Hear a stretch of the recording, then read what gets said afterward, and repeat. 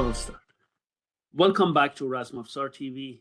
I'm really happy to have Jonathan, my friend Jonathan Dawns. Hi, Jonathan. How are you doing? Hi, Manuchad. How are you doing? I'm very good, thank you. Jonathan, you are in beautiful South Africa. Tell us where you live. Well, I'm on the other side of Table Mountain, the picture that everybody sees from Cape Town. I'm on the other side of it, in Noordhoek, as it's called. So we have a slightly cooler, temperate sort of climate here, but it's glorious sunshine, and we're approaching the dead of winter.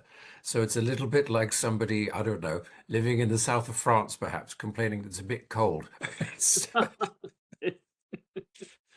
But That's right. yes, I've been here now about 15 years, Yeah. and it's a beautiful place. You know what it reminds me of? I interview a friend and also a member of our organization. He's Australian researcher. When I interview him, he always say, "Oh, it's getting cold," and I said, "Okay, in Celsius, not in Fahrenheit." He said, "I said, how cold? What do you mean cold? 22 Celsius. You Yeah. call it cold? Here in Yes, Germany, this it this was is very warm." but this is what happens to the European. They come down here, and within about a year, anything less than 20 degrees is cold. It's cold. That's the reason, exactly. It's I always a mean, question of perspective, right? I grew up in Canada, so I can't possibly take a Canadian winter anymore at all. There's no way. So. Oh yeah, of course. That's another. Oh God, another story. Okay, Jonathan, welcome again. And for our viewers to get to know you, please tell us about your background, your biography, and who you are. Sure. Well, I was born in England, in London, but as I mentioned, I grew up in Canada. We emigrated back in the 60s, and but I went back to Britain for university and studied history and ancient history and medieval history. That's where all my interest sort of started. But mainly, I was an editor for years, and all of this came together one day when I was handed the memoirs of a Royal Marine officer to edit back in the year 2000. And as I was going through his papers, I came across this marvelous document, which was titled, in his own handwriting at the top, obviously, Relics Brought Down from Egypt and Now in the British Museum by me on the Madras, 50 guns. And I thought, oh, that's interesting. Look down the list. Everything's numbered. It's like a bill of lading or a cargo manifest, really. Uh, and there it was, item 8. It just said a stone with 3 inscriptions, hieroglyphics, Coptic and Greek, black granite from Rosetta. And it took me a few checks to go back and forth and realize he was talking about the Rosetta Stone. He actually had the Rosetta Stone in his care. So I looked through his diaries, and he makes no mention of it, just all of this stuff that he was in charge of to take back after the Alexandria campaign in 1801. I then realized, when I did some research through the British Museum, that they were crediting a different officer and saying that the stone had gone back on a different ship, not HMS Madras. And I realized I've got a new prime source document that the museum doesn't know about. So I contacted them, and in so doing began my long detective story into who actually got hold of the Rosetta Stone for Britain. And this is what stimulated me, in a way. I started uh, reading and writing articles. I wrote an article for History Today back in, I think it was 2006. And it was at the same time that I became the editor of Classic Arms and Military magazine in the Yes, UK. And that is, of course, how we met. yes. You were sending over articles, and you had just, I believe,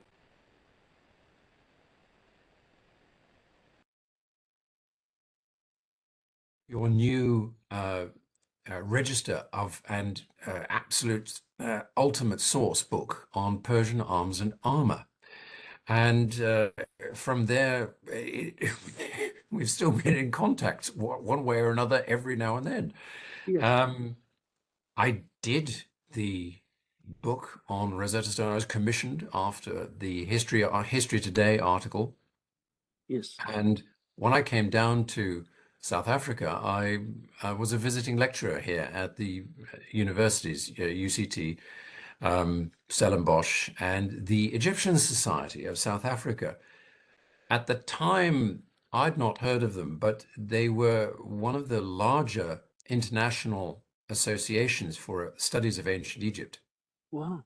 And they'd had Professor Zahi Hawass come down and talk with them.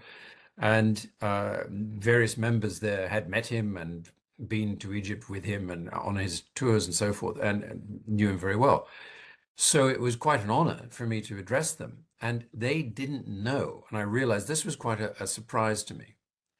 Many people who study ancient Egypt, I often preface many of my comments by saying I am not an Egyptologist, in that I could not tell you the years and dates of pharaohs from any given dynasty and so on. If anything, I'm an 18th century historian. So my interest was in precisely how the Rosetta Stone got back to London.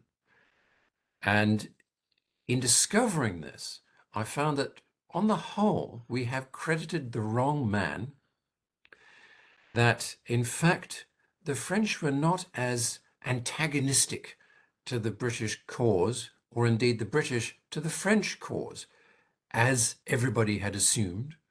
The Anglo-French race it was all a matter of propaganda handed down over a century and a half, thanks to misleading obituaries in the Times and so forth that historians were drawing on. Is it getting things wrong?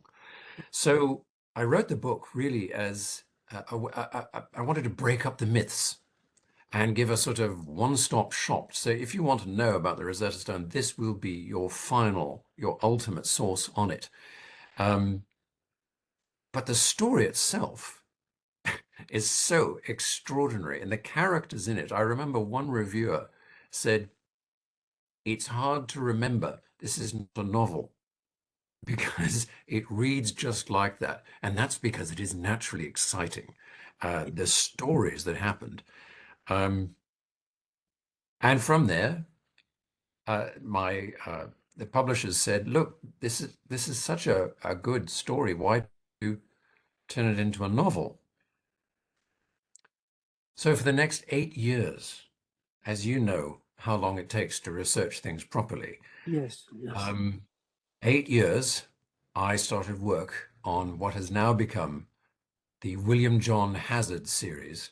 Yes. And those first two books, Napoleon's Run and Lords of the Nile, it was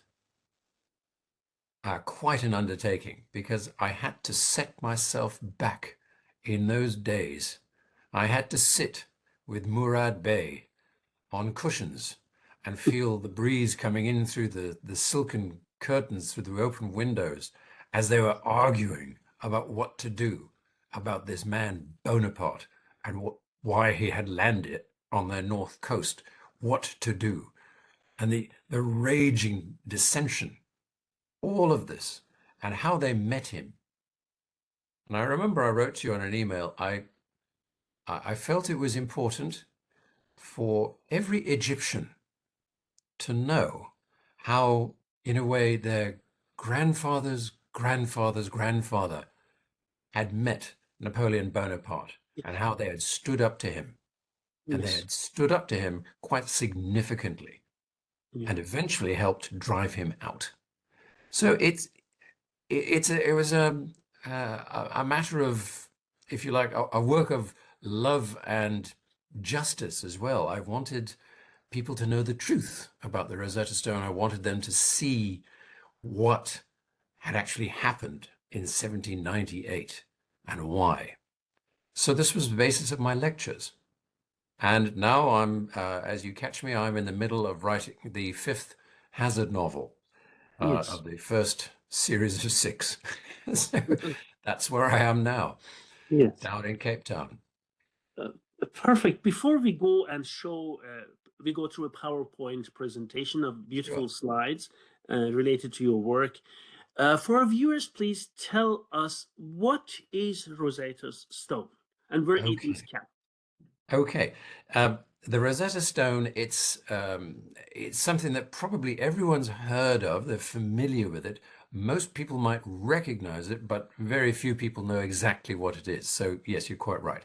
Um, it is basically a big chunk of black granite or granodiorite that is about a meter high. I'm going to mix my metric and imperial here, about a foot thick, so it's nearly 30 centimeters thick and about 75 centimeters wide. It is the broken bottom half of a standing inscribed stone that would have stood on the temple steps at a town called Sais in the Delta, they believe.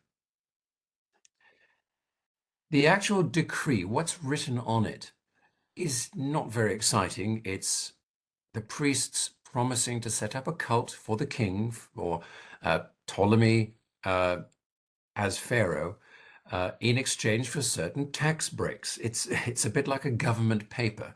It's a published government paper. And the way they would publish it is put it on a stone. Now, the most intriguing thing about the Rosetta Stone is the way it was said. Mm, It's got 3 scripts on its surface. mm, At the top, there's about 14 lines of hieroglyphics. It's been broken away, and there are many, many more. But there are 14 lines of hieroglyphs. In the middle, a second band of script, which at the time they couldn't identify. But it looked a lot like Arabic. They thought it was Syriac. And then someone, of course, believed, oh, could be Coptic.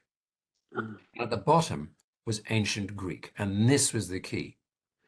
The scholars who discovered it could actually read the ancient Greek. So in the last line of the decree, it says, this decree shall be inscribed upon a stone in 3 scripts. Popular, that is the Demotic script, which was the middle band of writing nobody could identify. Ancient Greek, and sacred, which was the hieroglyph. yeah. Hieroglyph is Greek for sacred writing. So in that sentence, they knew that what they were reading in Greek was also there in the middle band and in the hieroglyphs. They actually had a possible code key to hieroglyphics. That's important because since Cleopatra, nobody could read hieroglyphs. The priesthood died off, and with them, their keys, their secrets had gone. So this was an absolute, the most important Egyptian artifact of anything they had found. Because if they could do this, if they could crack the code, they could read everything on every monument, every temple, every sarcophagus, every mosaic wall painting, anything they could find, they could read the historical record of ancient Egypt, which had only been handed to them secondhand. So through Greek historians and Roman historians. And this is why the Rosetta Stone is so crucial to studying ancient Egypt. It stands right now in London. It was discovered by the French whilst Bonaparte had invaded Egypt. It had been sent back to London by the victorious British, and it was deciphered in the end by the French. Unbelievable.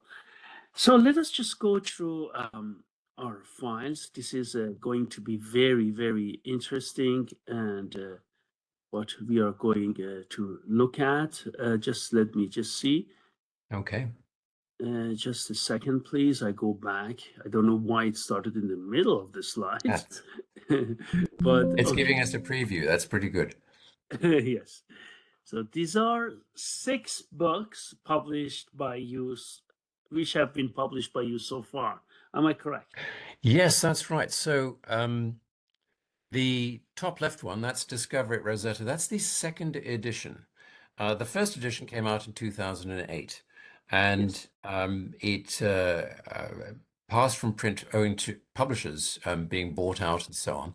And Mm, the American University at Cairo Press released the second edition, and it has new appendix and new forward by me because I wanted to acknowledge the most valuable work by the Arabic scholars who had so very nearly deciphered hieroglyphics nearly 1,000 years before Champollion and France and England and Sir Thomas Wow. Young.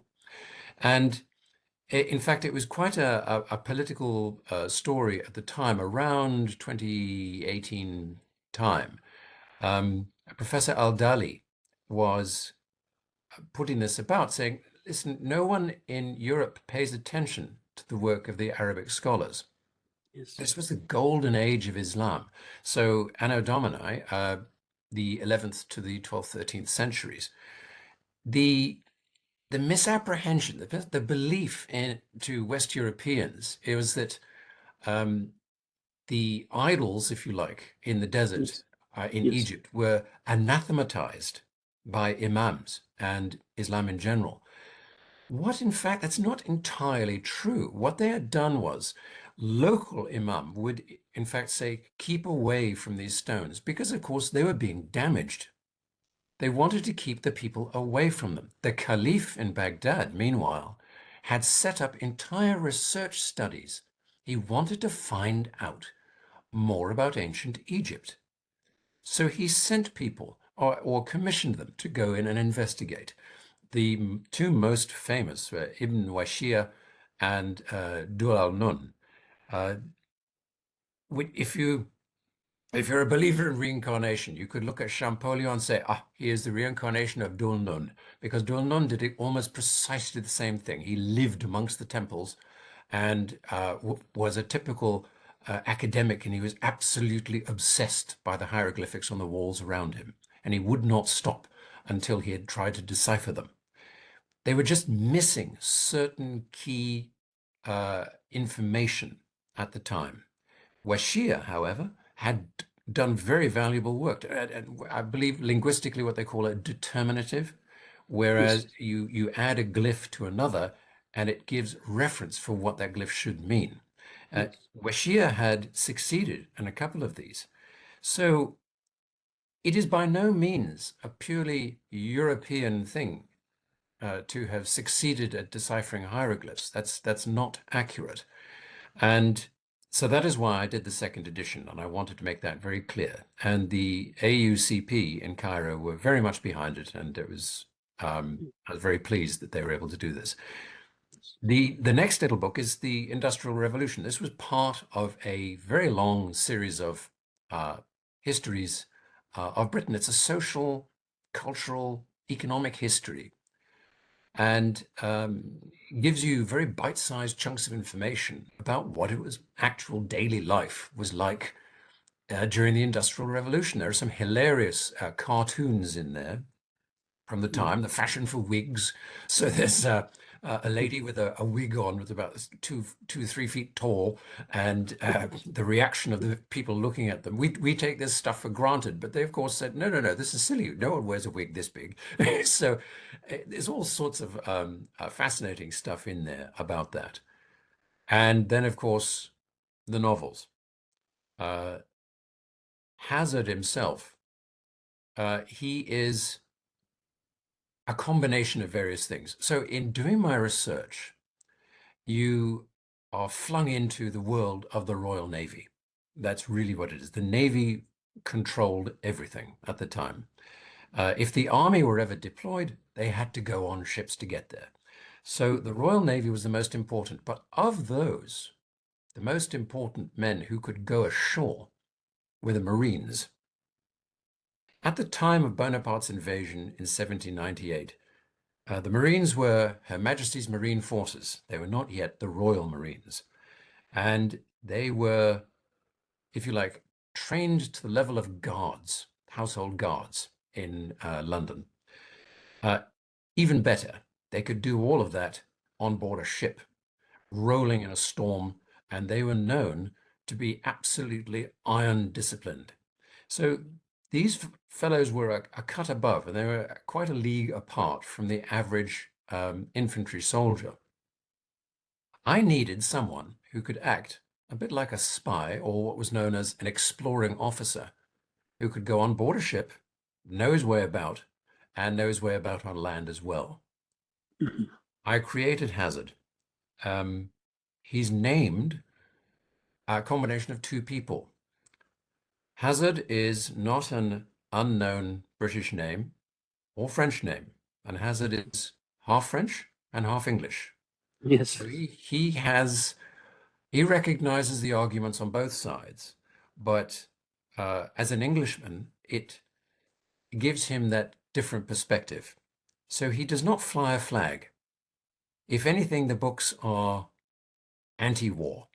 He wants to show what the Admiralty is up to. The Admiralty being the greatest intelligence network in Europe at the time, run from the Admiralty buildings near Horse Guards in London.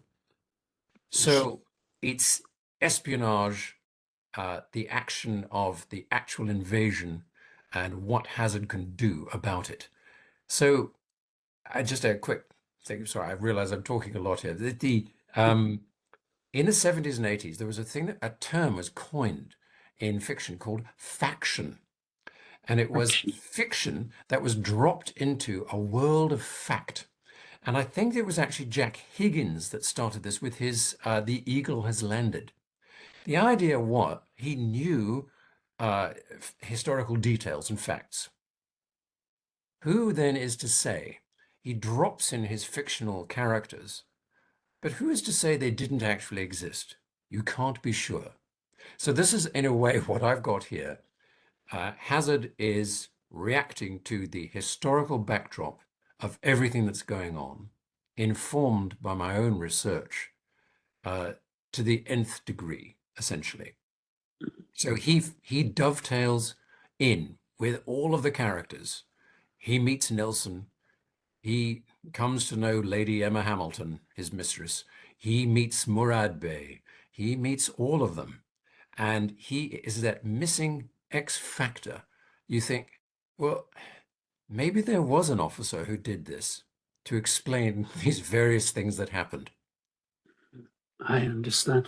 Jonathan, just before we go ahead, just explain to us because your name on the first two books on above are Jonathan Dawes, and for fiction you use another last name. Could you just Yes, explain to our that's right. viewers? When the novels were taken up by Canello, who are now under the aegis of Penguin Random House, they suggested a pseudonym to separate the fiction from the non-fiction. So my biography in the fiction makes it clear I am Jonathan Downes as well, um, and that the non-fictional work I did informed the fiction, if you like. But non-fiction is sold under Jonathan Downes, and the fiction, the Hazard series, is Jonathan Spencer. Spencer happens to be my middle name, so it Yes. wasn't too strange for me at all. Oh, very That's why. nice. Yeah, it is like if I go with my like if I go Manucher Moshtag or go Manucher Khorasani, that would be that way, right? Exactly. Absolutely. Yes. Yes, I understand. Very nice. We go then to okay. This is what you explained before. Just please give us again for our viewers to understand that the first edition, second edition you explained. Just give us some more words about them, please. Okay. So the first edition came out in 2008. It was quite popular. It was also published in the United States by Skyhorse, based in New York. And it's a hardback, a demi-hardback. The one on the right, the second edition, is more of an academic press work, so it's a softback, slightly smaller and easier to handle. It has different plates, however, different illustrative plates, and has the new appendices and a new foreword where I acknowledge the work of the Arabic scholars. Yes. Yeah. Thank you very much. So we move on. We go, okay, now here you go. Okay. Yes, that is the well-known fragment that we recognize as the Rosetta Stone. That's precisely what you see in the British Museum now. Yes. Beautiful. That's it. Exactly. And this is, that's what you explained before, right? Yes. So you can see the inscriptions now. The Yes. hieroglyphs at the top and the demotic, as they say. So many of these expressions you'll be hearing are, of course, Greek. So demotic just means popular or of the people, like democracy, same thing. But in Yes. Latin, you would have said vulgar, common. Yes, yes. Yes. So yes, hieroglyph, demotic, and Greek. Yes. Here we go. Who is this So person? this is the Royal Marine officer I mentioned, whose memoirs had this remarkable list, which I found. And item 8, as I said, was a stone with 3 inscriptions: Yes, hieroglyphics, Coptic and Greek, black granite from Rosetta, as if it yes, was, oh, just yet another statue. He had no yes. idea of its importance, only that he had to guard it and he was responsible for it on the crossing. Wow, very interesting. And here, Ah, there it is. You can actually see the handwritten marks on this list. Now, when I showed this list to the British Museum, I had an interview with the keeper of ancient Egypt and Sudan in the museum, and he said, this looks familiar, like a bill of lading that would have been handed out at the dockside. And we came to the conclusion that there would have been many of such lists, and he kept one as a kind of souvenir. So these would have been copied out and dished out to various members who are loading the ships, of course, in Alexandria Harbor or just outside. There was some question as to whether the Ottoman Turks were happy that they were taking back the statues to England. In fact, the Kapudan Pasha, who was the High Admiral of the Ottomans, he was effectively commander of all forces that invaded from the Ottoman Empire and liaised with the British Lieutenant General Hutchinson. He said, "You will not get the holy stones past Candia," which is the term for Crete. There was even the suggestion that a Turkish ship had almost deliberately bumped the British ship whilst leaving dock. It's not focused on, but I did begin to wonder whether various lists like this would have been produced, making it very unclear which statuary was going into which ship, so that no one person could say, if we sink or destroy or capture this ship, we will have all the statues. It's quite possible, but there's no evidence to support it completely. what do we see here, Jonathan? Now, this is the beautiful approach to the site of Alexandria. The savants, which included artists as well as other scholars, of course, there were 167 of the cream of French academe that came on the invasion itself. Now, just to give you a little background of the invasion, actually, I'll get into that in a moment.